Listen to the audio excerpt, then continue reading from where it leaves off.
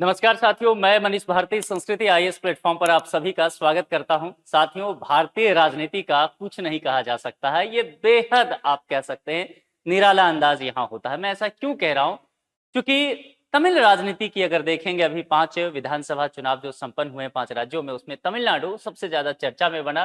क्योंकि जितने भी दिग्गज पार्टियां रही, दशकों से चुनाव लड़ती रही, बड़े बड़े लीडर रहे, वो सब जो है उनका प्रोग्राम फेल हो गया।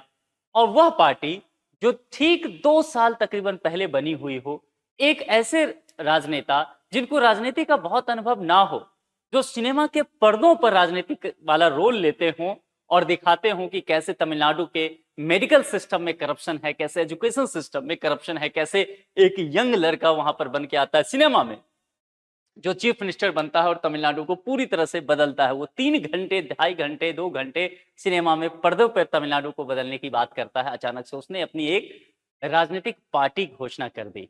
जो काम रजनीकांत नहीं कर पाए, जो काम कमल हसन तमिलनाडु में नहीं कर पाए, वो सुपरस्टार विजय ने कर दिया। लेकिन अब ये कहा जा रहा है कि विजय चुनाव लगभग जीत तो गए हैं, बहुमत से थोड़ा दूर रह गए हैं। इसलिए कहा जा रहा है कि क्या विजय जीत करके हार गए हैं? क्या ये मुख्यमंत्री नहीं बन पाएंगे? क्योंकि रिजॉर्ट पॉलिटिक्स तमिलनाडु में शुरू हो चुका है।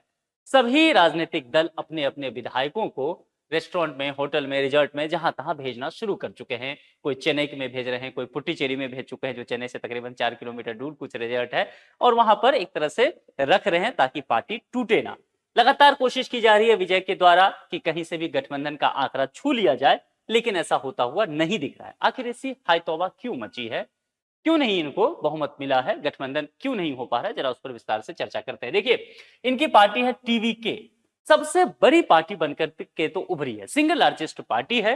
यहां पर अगर देखा जाए तो 108 यहां पर देखेंगे तो इनको सीट मिला है। पहले बता दो, तमिलनाडु विधानसभा में सीटों की संख्या जो है वह 234 है। ठीक है, तो बहुमत का आंकड़ा जोड़िए, आधा कितना हुआ? 117, और एक अधिक, तो जाहिर सी बात है जो भी मुख्यमंत्री बनना चाहेंगे उनको समर्थन राज्यपाल को 118 विधायकों का देना पड़ेगा।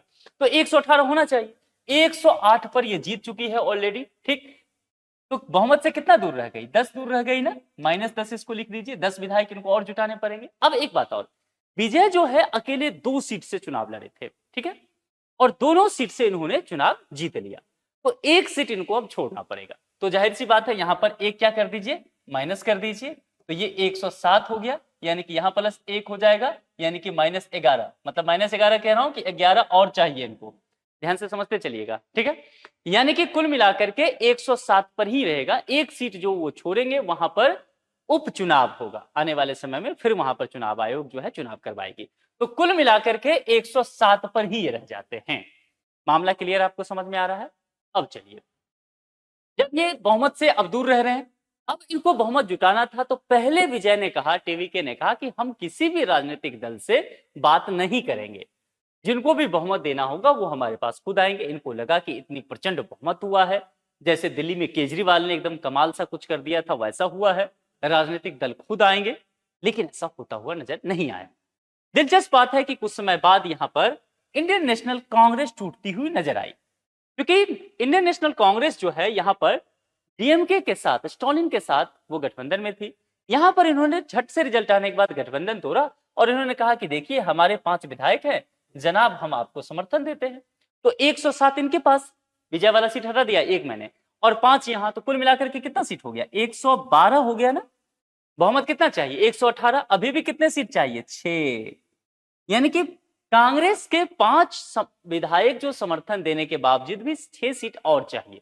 अब ये 6 विधायक इनको कहीं से मिल नहीं रहा है। कांग्रेस ने जब यहां बाहर से समर्थन दिया तो इन्होंने कुछ टर्म एंड कंडीशन रख दिए।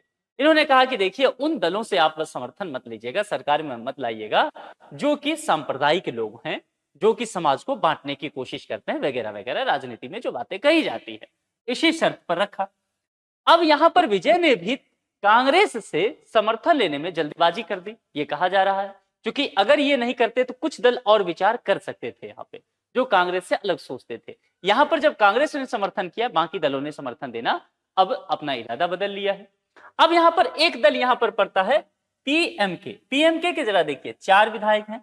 ये कहा जा रहा है कि ये पीएमके जो है ये विचार कर रही है कि हम विजय को समर्थन दे देते हैं। ठीक से समझिए। अब अगर पीएम के समर्थन दे भी दे तो 112 प्लस 4 116 हुआ, फिर भी कितने सीट दूर रहे? 2। बहुमत तो फिर भी नहीं मिल पाया। तो कुल मिलाकर के बाकी जाएंगे। अब जितने वामपंथ हैं, चाहे वो सीपीआई है, सीपीआई-एम है, या एक तो इसमें बीजेपी के भी जीते हुए हैं, लेकिन वो जो है आप देखेंगे एआईडीएम के साथ हैं, तो कुल मिलाकर के ये सब समर्थन देने के लिए तैयार नहीं है। फिलहाल तो कम से कम यही स्थिति है। अब ये कही जा रही है कि इस दो में से कोई टूटे, डीएमके टूटे या एडीएमके टूटे, कोई भी दो टूट जाए, अगर ये दोनों पार्टी में से कुछ विधायक टूटे तब हो सकता है। लेकिन ये टूटना फिर, अगर एंटी डिफेक्शन लॉ याद है ना, दल बदल कानून, यानी कि 2/3 मेजोरिटी से टूटना पड़ेगा। जैसे अभी आम आदमी पार्टी के सांसद सब टूटे राघव चड्ढा के साथ, ऐसा ही टूटना पड़ेगा तभी काम बनेगा, नहीं तो मामला बिगड़ जाएगा। और ये कहा जा रहा है कि यहां पर इनके जो 47 विधायक है, इसमें से 25 विधायक फिलहाल पुडुचेरी के एक रिजॉर्ट में पहुंचा दिए गए हैं। ठीक है, अब वहां पर ये बातें कही जा रही है कि इस पार्टी में दो धरा बट गया है। कुछ कह रहे हैं कि विजय के साथ जाए, कुछ कह रहे हैं कि विजय से हम समर्थन ना दें उनको। तो अब ये मामला यहां पर एक अलग तरह का ट्विस्ट बनता जा रहा है। यहां पर भी अगर टूटना पड़ेगा तो तकरीबन देखेंगे आप तो 32-33 विधायक को एक साथ टूट के जाना पड़ेगा, तभी एंटी डिफेक्शन लॉ काम नहीं करेगा, कारगर नहीं होगा, नहीं तो सारे विधायकों की सदस्यता चली जाएगी। तो इसीलिए मैंने कहा कि इतना समीकरण कठिन बन चुका है विजय के लिए कि समर्थन मिलना इनको मुश्किल होता जा रहा है। जितने भी पार्टियों से बात कर रहे हैं वो समर्थन देने को तैयार नहीं है। अब इन्हीं तमाम चीजों को लेकर के ये गवर्नर के पास पहुंचते हैं कि मेरे पास इनका अपना 107 और प्लस कांग्रेस का 5, 112 विधायकों का समर्थन है, तो हमें सरकार बनाने की आप इजाजत दे दीजिए। ये जो है कुल मिलाकर के ये सारे लेकर के पहुंचे और इन्होंने कहा कि देखिए कुछ छोटी पार्टियां निर्दलीय ये सब हमें दे देंगे, हम बहुमत का आंकड़ा छू लेंगे। ये सब सारी चीजें जाकर के गवर्नर को इन्होंने ये सारी बातें कही। लेकिन गवर्नर साहब के पास स्वविवेक का अधिकार होता है। गवर्नर साहब ने कहा कि देखिए 112 विधायक अगर ला करके आप हमें दिखा रहे हैं तब भी आप तो बहुमत से दूर ही हैं। तो आप एक काम कीजिए, हम आपको सरकार बनाने के लिए तभी बुला सकते हैं, निमंत्रण दे सकते हैं, जब आप बहुमत का आंकड़ा ले आए, 118 उठा के ले आए विधायक, उनका समर्थन पत्र हमें चाहिए। तो विजय ने कहा कि कुछ दिन का हमें समय दीजिए, हम ये काम करके दिखा देंगे। तो फिलहाल यही बातें हैं, लेकिन मामला इतना आसान नहीं चल रहा है, क्योंकि इन खबर के बीच ये मामला आने लगा कि दो धुर विरोधी पार्टी जो है डीएमके और एडीएमके, ये दोनों आपस में मिलने की कोशिश कर रही है। ये दोनों चाह रहे हैं कि हम आपस में मिलकर के सरकार बना ले और टीवी के जो अचानक से बाहर से राजनीति करने आ गए हैं इनको साइडलाइन कर दें। हालांकि इन दोनों को जोड़ करके भी अगर आप देखेंगे तो पूर्ण बहुमत 118 तक नहीं पहुंचेगा, लेकिन इनके अपने कुछ कुछ अलायंस भी हैं। कहा जा रहा है कि अगर जैसे डीएमके आती है तो कांग्रेस फिर यहां पर आ जाएगी 5 लेकर के, ऐसा ही इनके साथ भी है, तो कुछ यहां पर पहुंच जाएंगे और ये आंकड़ा फिर 118 के पार निकल सकता है। ये सुगबुगाहट भी तेज हो गई है। अगर ऐसा होता है तो निश्चित तौर पर ये अगर पहले समर्थन जुटा करके पहुंच जाते हैं तो टीवी की यानी कि विजय जीत करके भी हार जाएंगे, वो मुख्यमंत्री नहीं बन पाएंगे। ये चीजें यहां पर लगभग कंफर्म होता जा रहा है।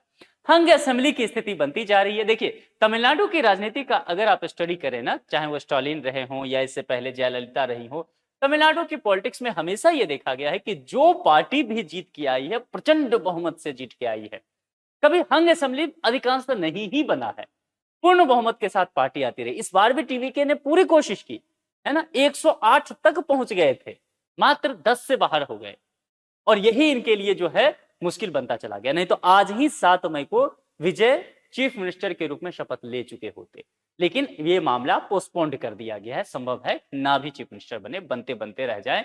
राजनीति की कुर्सी जो है ना कब किधर पलट जाए कोई नहीं जानता। तो यहाँ पर हंग असेंबली की सिचुएशन अब बनती जा रही है। मतलब कहने का मतलब ये हंग असेंबली मतलब आप कह सकते हैं कि किसी भी पार्टी को पूर्ण बहुमत ना मिला हो तो हंग असेंबली होता है। त्रिशंकु विधानसभा या त्रिशंकु लोकसभा जिसको आप कहते हैं ना, तो पार्टियां इसमें क्या करती है, गठबंधन बनाती है और फिर सरकार बनाने का दावा पेश करती है। यह सबसे बड़ी पार्टी को अल्पमत सरकार बनाने का मौका मिलता है। फ्लोर टेस्ट के लिए फिर राज्यपाल के द्वारा कहा जाता है कि भैया फ्लोर टेस्ट कीजिए, परीक्षण कीजिए और उसमें साबित कीजिए कि आपके पक्ष में विधायक हैं। अब संविधान विशेषज्ञ इन तमाम चीजों को लेकर के क्या कह रहे हैं, क्योंकि संवैधानिक संकट उत्पन्न होने की स्थिति नजर आ रही है। यहां कहा जा रहा है कि परंपरा के अनुसार राज्यपाल सबसे बड़े दल या चुनाव पश्चात बने जो सबसे बड़ा गठबंधन होता है उसको बुलाएंगे या उनको बुलाना चाहिए, दावा पेश उनको करने के लिए कहना चाहिए। टीवी के गए भी, लेकिन राज्यपाल ने ऐसा नहीं कहा कि पूरे विधायक को लेकर के आइए, तो मामला फंस गया। फ्लोर टेस्ट यानी कि बहुमत परीक्षण को लेकर के सेवानिवृत्त न्यायाधीश हैं हरि परमंथमन, उनके अनुसार कहा गया है कि बहुमत साबित करने का सही जगह राजभवन नहीं होना चाहिए। राज्यपाल के सामने बहुमत क्यों साबित करे, वहां तो आप सिंगल लार्जेस्ट पार्टी है, जाकर के समर्थन दीजिए। राज्यपाल कहे कि आप फ्लोर टेस्ट कर लीजिए, फ्लोर पे जो आइए वहां पर आप शपथ ग्रहण करवा दें चीफ मिनिस्टर को और वहां पर टेस्ट करवा लें, परीक्षण करवा लें। अगर पूरा हो जाता है तो ठीक है, नहीं तो सरकार गिर जाएगी। ये बातें यहाँ पर कहा गया है। समय सीमा को लेकर के कहा गया है कि राज्यपाल पर कोई ऐसा निर्णय लेने का दबाव तो नहीं है, लेकिन निश्चित तौर पर विधानसभा लंबे समय तक खाली नहीं रह सकता, इसीलिए समय के साथ ये काम करना पड़ेगा। विपक्षी दलों के रुख पर बात करें तो विपक्षी दल जो हैं, ये संभव है कि दो धुर विरोधी एक साथ आते हुए इनके अगेंस्ट में नजर आ सकते हैं। ये दोनों साथ हाथ मिला सकते हैं, यही खबर अब यहां पर तमिलनाडु की राजनीति में देखेंगे तो चल रहा है। ऐसा नहीं है कि ये पहली बार होगा। आपको ध्यान दिलाऊं, बिहार की राजनीति पे चर्चा करते हैं। बिहार में जेडीयू और आरजेडी दो धुर विरोधी पार्टी, हमेशा लालू प्रसाद और नीतीश कुमार एक दूसरे के अगेंस्ट लड़ते रहे, लेकिन महागठबंधन बना और दोनों ने मिलकर के सरकार चलाई लंबे समय तक। तो ये चीज यहां पर भी हो सकता है, ये दोनों एक नया चेहरा तमिलनाडु की राजनीति में ना आ जाए, क्योंकि आ गया इतनी आंधी सुनामी के साथ आया है, इतने यंग हैं अभी और ऑलरेडी लीडर हैं। तमिलनाडु में जो हीरो होता है ना, उसको भगवान का दर्जा देते हैं वहां के लोग, सिनेमा के स्टार को। तो फिर ऐसा ना हो जाए जैसे जयललिता जैसे ही आई ना, तो पूरी तरह से बाकी राजनीतिकों का करियर ही खत्म कर दिया। तो ऐसा ना हो कि विजय की वजह से बाकी राजनीतिक पार्टी और उनका करियर ही नेताओं का खत्म हो जाए। स्टॉलिन खुद चुनाव हारे हैं, ध्यान रखना। तो कुल मिलाकर के ये बातें की जा रही है कि दोनों हाथ मिलाते हुए नजर आ सकते हैं, फिलहाल यही कहा गया है। हालांकि ये भी कहा गया है कि इनके तरफ से कुछ लीडर जो है वो टूटते हुए नजर आ रहे हैं, लेकिन दोनों ही पार्टियों ने इस बात को लेकर खंडन कर दिया है। रिजॉर्ट पॉलिटिक्स तमिलनाडु वगैरह में या साउथ में चलता है, वो पूरी तरह से जोर पे है। अब यहाँ पर कुछ प्रश्न समझने की कोशिश करते हैं राज्यपाल की भूमिका को केंद्र में रखते हुए कि राज्यपाल क्या कर सकते हैं, क्या नहीं कर सकते। कहा गया कि विजय को दरकिनार करके ये दोनों पार्टी जो है, क्या इनको राज्यपाल न्योता दे सकते हैं, है ना, विजय को सरकार बनाने का न्योता जो है रोक सकते हैं। देखिए, संविधान के तहत राज्यपाल के पास कुछ परिस्थितियों में किस तरह की शक्तियां होती है, विवेकाधीन की। अब यही अपने आप में दिलचस्प बना देता है, क्योंकि विवेकाधीन की शक्तियां डिफाइंड तो है नहीं कि राज्यपाल किस तरह से सोच रहे हैं। तो किसी भी दल या गठबंधन को स्पष्ट बहुमत ना मिला हो तो संविधान के अनुच्छेद 163 के तहत क्या कहा गया है, राज्यपाल यह तय कर सकते हैं कि किस नेता को सरकार बनाने के लिए आमंत्रित किया जाए। ये उनका विवेकाधीन है। अब यहां से परंपरागत तौर पे होता आया है कि जो सिंगल लार्जेस्ट पार्टी है उसको आप बुला लीजिए, या चुनाव बाद जो गठबंधन बना हो तो सबसे बड़ी गठबंधन जो है उसको अगर वो आते समर्थन पत्र लेकर के, तो आप उनको मौका दे दीजिए। ये चीजें यहां पर कही गई है। लेकिन अब देखना पड़ेगा कि फिलहाल जो स्थिति तमिलनाडु में विवाद हो रहा है, ये क्या संवैधानिक संकट बुलाएगा या किस तरह की स्थिति होने वाली है, या संभव है राष्ट्रपति शासन भी तमिलनाडु में लग जाए और केंद्र सरकार ये मौका शायद ना चुके। अगर ऐसा होता है तो क्या डीएमके और एआईएडीएमके को मिल सकता है मौका, यही बात कही जा रही है कि अगर यहां पर होता है टीवीके कांग्रेस गठबंधन जरूरी सीट नहीं पूरा पाई है, ये दोनों अगर साथ आ जाते हैं, कुछ और विधायक जहां तहां से जोड़ लेते हैं, कुछ निर्दलियों को शामिल कर लेते हैं, तो परंपरागत तौर पर इनको मौका मिल सकता है। अदरवाइज विजय को भी यही काम करना पड़ेगा कि पूर्ण बहुमत लाना पड़ेगा। राज्यपाल की भूमिका और संवैधानिक विकल्प क्या क्या हो सकता है। राज्यपाल राजेंद्र अर्लेकर द्वारा विजय को तुरंत आमंत्रित न करना अब चर्चा का विषय बन चुका है। तुरंत आमंत्रित करना तो छोड़िए, जब वो लेकर के गए 112 विधायकों का समर्थन पत्र, तो उनको मौका नहीं दिया गया, कहा कि भाई साहब जाइए 118 लेकर के आइए। तो ये मामला इसलिए फंस गया।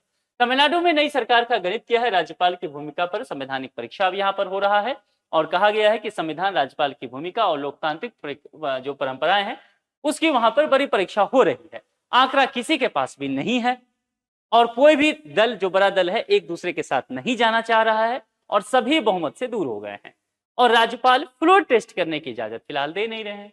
राज्यपाल कह रहे हैं कि राजभवन में आप समर्थन बता दीजिए, पत्र लेकर के समर्थन आ दीजिए, तब हम आपको इनवाइट करेंगे सरकार बनाने के लिए। तो यहाँ पर हंग असेंबली की स्थिति बनती जा रही है। अब हंग असेंबली में राज्यपाल की भूमिका क्या होगी, इसको लेकर के चर्चा करना पड़ेगा। ये तभी इसमें हो सकता है कि यहाँ पर फ्लोर टेस्ट की बात कर दी जाए, लेकिन फिलहाल ये दिखता हुआ नजर नहीं आ रहा है। तो यहाँ पर यह कहा जा रहा है कि 1994 के ऐतिहासिक एसआर बमोई बाद में कहा गया कि भारत सरकार, ये जो केस था इसमें सुप्रीम कोर्ट ने साफ कहा था कि बहुमत का परीक्षण विधानसभा के फ्लोर पे ही होना चाहिए। यानी कि राज्यपाल किसी नेता को मुख्यमंत्री नियुक्त तो कर सकते हैं, लेकिन उसे सदन में बहुमत साबित करना होगा। अगर मान लेते हैं पूरा बहुमत ले भी आते हैं, विजय या बाकी गठबंधन भी 118 से अधिक भी ले आते हैं, तब भी फ्लोर टेस्ट तो करना ही पड़ेगा इनको, है ना। वो तो एक परंपरा है, उसको निभाना ही पड़ेगा। इसी वजह से माना जा रहा है कि अगर विजय कुछ अतिरिक्त समर्थन पेश कर देते हैं तो राज्यपाल उन्हें शपथ लेने का मौका दे सकते हैं या फिर सीमित समय में फ्लोर टेस्ट भी करा सकते हैं। लेकिन कम से कम फिलहाल स्थिति जो है इससे उलट बनती जा रही है। फिलहाल 112 है, जितना समय लगेगा उतना और कठिनाई तमिलनाडु की राजनीति में बढ़ती चली जाएगी। संभव है दो धुरी वाले जो विपक्ष के पार्टियां हैं कहीं वो साथ ना आ जाए तो विजय के लिए मुश्किल स्थिति हो सकता है। अब यहाँ सबसे महत्वपूर्ण चीज है कि क्या राष्ट्रपति शासन तक मामला पहुंच सकता है। अब देखिए, अगर कोई भी दलीय गठबंधन स्थिर सरकार देने की स्थिति में नहीं है, गठबंधन में नहीं आता है, तो लंबे समय तक राज्य को यूं ही तो नहीं छोड़ा जा सकता है, संवैधानिक संकट से नहीं गुजारा जा सकता है। इस स्थिति में राज्यपाल जो है अनुच्छेद 356 के तहत राष्ट्रपति को रिपोर्ट भेजेंगे और फिर केंद्र सरकार के द्वारा या आप कह सकते हैं राष्ट्रपति के द्वारा राष्ट्रपति शासन तमिलनाडु में लगाया जा सकता है। ऐसी स्थिति में राष्ट्रपति शासन लागू हो सकते हैं, विधानसभा को निलंबित अवस्था में रखा जाता है, या फिर एक ही तरीका है, इलेक्शन में जाइए, फिर से चुनाव कराइए, देखिए कि किसको आता है। और फिर से ये बड़ी मुश्किल होगा कि किसी को पूर्ण बहुमत आता है या कि नहीं, क्योंकि तमिलनाडु की राजनीति ऐसे भी बहुत कठिन है। तो कुल मिलाकर के माना जा रहा है, इसे आखिरी विकल्प माना जाता है कि फिर से चुनाव हो पाए। सुप्रीम कोर्ट भी कई मामलों में कह चुका है कि पहले सभी राजनीतिक विकल्प जो है आप उसको अपना लीजिए, आजमा लीजिए, उसके बाद ही दोबारा चुनाव कराइए, क्योंकि दोबारा चुनाव कराने में भी बहुत खर्च होता है। कर्नाटक और महाराष्ट्र जैसे उदाहरण क्यों अहम माने जाते हैं, क्योंकि तमिलनाडु का जो मौजूदा संकट है वो पहली बार नहीं हुआ है, वो नया नहीं है। इससे पहले 2018 में कर्नाटक में सरकार गठन को लेकर के विवाद था। महाराष्ट्र में भी राज्यपाल की भूमिका को लेकर के सुप्रीम कोर्ट में मसला गया था। गोवा, मणिपुर में भी चुनाव बाद गठबंधन सरकारों को प्राथमिकता मिली थी। इन सभी मामलों में बड़ा सवाल यही था कि राज्यपाल किस आधार पर यह तय करते हैं कि कौन सरकार बनाएगा। तमिलनाडु में यही बहस अब तेज है। यह भी देखना होगा कि क्या ये मसला कहीं सुप्रीम कोर्ट में ना चला जाए कि विजय की पार्टी ये कहे कि हम सिंगल लार्जेस्ट पार्टी हैं, 112 विधायक लेकर के जा रहे हैं, फिर भी राज्यपाल हमें ये कह रहे हैं कि राजभवन में आप जो है बहुमत साबित कीजिए, ना कि फ्लोर टेस्ट की बात कर रहे हैं। तो फिर एक मसला यहाँ पर सुप्रीम कोर्ट में उठेगा। तो विजय के सामने बड़ी चुनौती क्या है कि 112 का आंकड़ा जो है वो टिकाऊ है भी कि नहीं, क्योंकि कांग्रेस ने चुनाव के नतीजे आते हुए 2-4 दिन भी नहीं लगाई और डीएमके से छिटक करके टीवीके के पास यानी कि विजय की पार्टी के पास चली गई। तो क्या ये मामला है कि कांग्रेस फिर से इधर न शिफ्ट हो जाए, जो जिस तरह से समीकरण नए बन रहे हैं। ये होगा अगले 48 घंटे सबसे अहम माने जा रहे हैं, क्योंकि मैंने कहा कि राजनीति में बहुत गैप सही नहीं होता है और तमाम तरह के जोड़ तोड़ तमिलनाडु में शुरू हो चुके हैं। राष्ट्रपति शासन की भी चीजें निकाली जा रही है। बिहार में मंत्रिमंडल का विस्तार हो चुका है, तो प्रधानमंत्री और गृह मंत्री जो हैं इधर से अब खाली हो चुके हैं बिहार से। और लगभग अगर आप देखेंगे तो जल्द ही पश्चिम बंगाल में भी मुख्यमंत्री तय हो जाएगा। तो जैसे ही ये मामला अगले 48 घंटे में 2 दिन 3 दिन में खत्म होता है, सारा फोकस तमिलनाडु पे जाएगा और तमिलनाडु को लेकर के भी फिर केंद्र सरकार जो है वो एक्टिव हो जाएगी। तो विजय के लिए स्थिति और मुश्किल हो जाएगा। यहाँ पर एक प्रश्न है, हंग असेंबली किस स्थिति को कहते हैं, यह आपको कमेंट बॉक्स में लिख करके बताना है। फिलहाल आप मुझे ये बताइए कि क्या हो सकता है कि क्या विजय जो पर्दे के सुपरस्टार हैं और राजनीति में भी जमीन पर भी लोगों ने उनको उतना ही प्यार मोहब्बत दिया है, यहाँ पर भी वो सुपरस्टार राजनीति के बन के उभरे हैं।